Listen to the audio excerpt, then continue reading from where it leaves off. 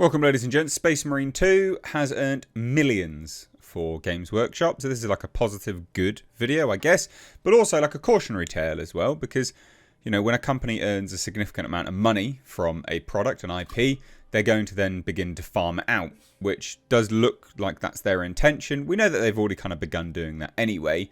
And sometimes when that happens, of course, dilution of product occurs. I'm not saying that's going to be the case, but it's worth taking a note of it at the very least. But what a good success Warhammer Space Marine 2 has been. Warhammer 40K. Huge success. We're going to kind of track that in this article that we've got here because, of course, Games Workshop's had their sort of financial meetings and they've revealed a bunch of it. So, yeah, it's quite interesting. Hit subscribe, ladies and gents, if you're new here or indeed you're a returning viewer. It'd be great to have you here more often. I can see a lot of people keep coming back to the channel from analytics that are not subscribed, but you do keep coming back, so hit subscribe. Anyway, yeah, Warhammer 40,000 Space Marine 2 made millions for Games Workshop, and now it wants more hit video games. Quote, clearly, we are looking for the next one. And you're like, oh, okay, well, yeah, again, I'm game for more good games. Like, of course, 100%. When it's handled right, by the right people. You know, certainly don't give it to Ubisoft. Oh my god. So it says this, yeah, you know, we intend to ensure Warhammer's place as one of the top fantasy IPs globally. I saw that and I was like, okay, good. Again, good. You know, none of this is bad, but it's just like caution. The way you go about it matters.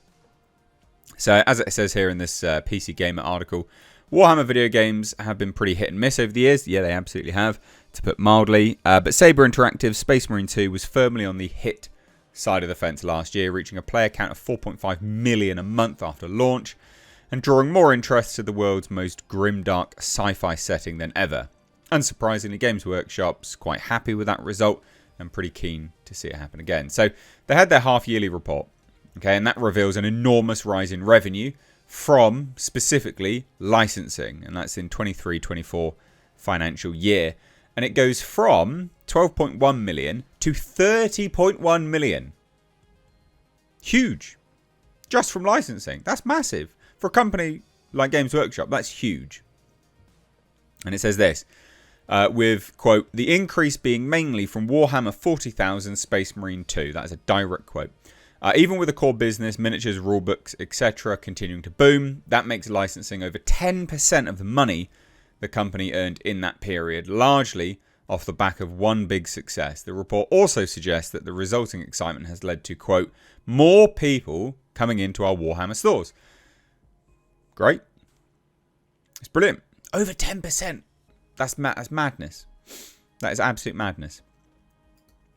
So just as an FYI, that goes to show, right, just how much money Disney makes from licensing. Just to compare it to another company. Can you can imagine the amount of licenses that Disney hands out, the amount of money that they benefit from there.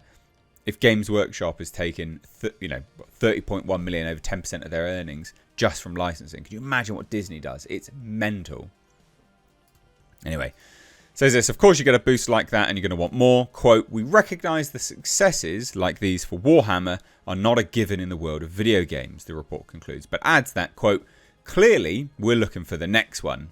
And elsewhere it says, quote, we own what we believe is some of the most underexploited intellectual property globally.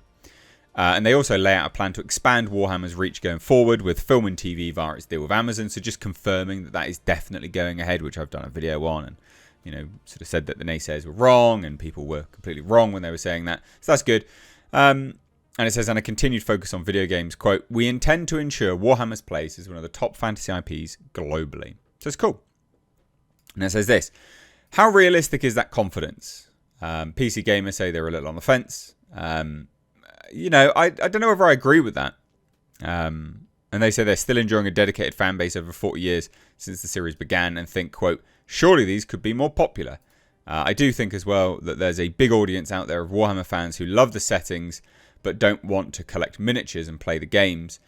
And those people are perhaps underserved, which is true. So that's kind of like me, I don't really care for miniatures. Like I like, figurines and things, but I'm not interested in building miniatures. But I do like, the IP, right? I like the IP. So that's me.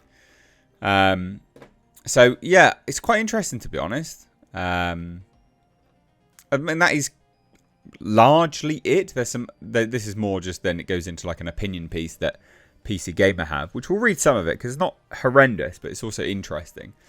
So it says this: on the other hand, going bigger with Warhammer is certainly easier said than done. Making it work on the big or small screen is going to be a serious challenge. It's not actually. They've already done that successfully multiple times. Fans have proven it to be incredibly easy to adapt, actually, for YouTube videos. I mean, Astartes, you know, did absolutely fantastic fan work.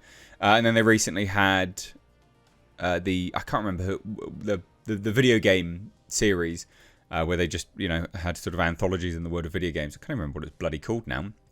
But that was amazing as well. It was on Amazon. Same guys who did Love, Death and Robots. And they had a Warhammer episode there. And that was incredible. So it's not actually that much of a challenge. Thinking it's a challenge is actually part of the issue because it's really not that hard. And they say it's an incredibly dense and truly outlandish setting. It is, but it's really not that hard to adapt. You just look at the microcosm of the universe and just go, right, that's what we're going to cover there, just there. You don't have to do everything all at one go. And it says, yeah, ludicrous to a mainstream audience on a relatively limited budget won't be easy, even with Henry Cavill leading the charge. It's not a limited budget. The amount of budget that they're probably going to have for Warhammer is going to be huge. And the reason why I can say that is it's being handled by Amazon America, not Amazon UK, even though it's probably going to be shot over here. Now, again, there's a difference between Amazon UK and Amazon America. When it's Amazon America, that's the really, really high budgets. So Lord of the Rings of Power is handled by Amazon America, even though it's shot over here. And that's because they're dealing with very high budgets. This is being handled, the Warhammer TV series, by Amazon America. It's probably going to have quite a high budget.